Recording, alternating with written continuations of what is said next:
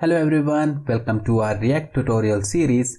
In this first video, I'm going to explain what exactly React is and give you an introduction to some key React concepts.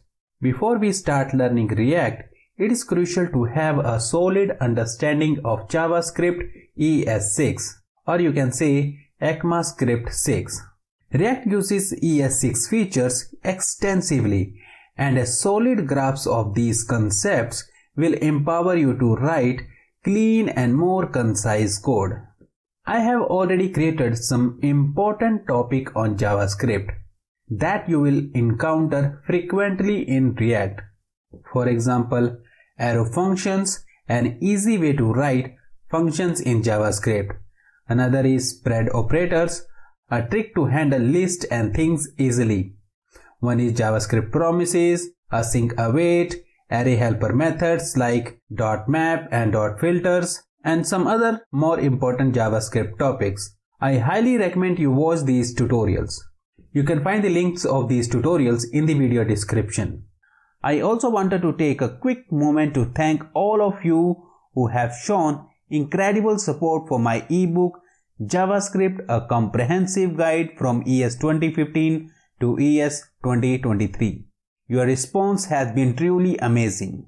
If you haven't gotten your copy yet, this ebook is your one-stop shop to learn everything JavaScript from ES 2015 to the latest ES 2023 features.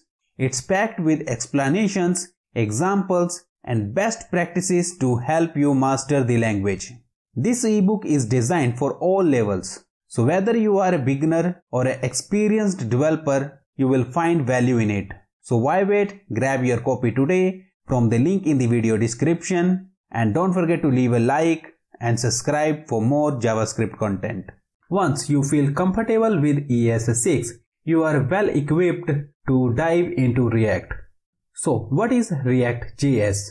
React is a JavaScript library created by Facebook for building fast and interactive user interfaces for web and mobile applications. React follows a component-based architecture that helps break complex UI into small, reusable pieces called components. We will dive more into React components later.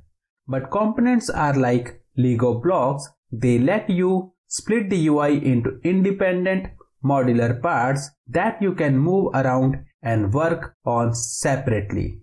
Unlike regular JavaScript, React uses a syntax extension called JSX that allow you to write HTML-like tags in your JavaScript code. This makes it easier to visualize and build UIs. Don't worry if JSX seems confusing at first. I will be explaining it in more details in future videos. One of React's big idea is the virtual DOM. React keeps a virtual representation of the actual DOM in memory and syncs changes efficiently between the two. This makes React very fast and performs well even on large-scale data-heavy apps. Here are some key advantages of using React. First is declarative. React uses declarative code that is easier to reason about. And second is component based. React helps you build encapsulated components that merge their own state.